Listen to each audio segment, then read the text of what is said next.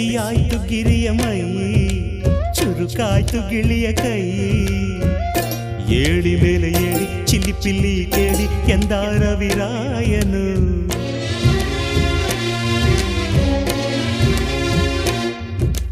ಮರಗಿಡದ ತಲೆಯ ಒರಸಿ ಹಿಮ ಬಿದ್ದ ನೆಲವ ಗುಡಿಸಿ, ಆಹಾ ಹೊಲಗದ್ದೆ ಇನ್ನೂ ಎಂತ ನಿದ್ದೆ ಎಂದ ದಿನರಾಯನು. ರವಿರಾಯ ನಿನ್ನ ಮನೆ ಕಾಯ ಬಿಡುವೆಂದೋ ನಿನಗೆ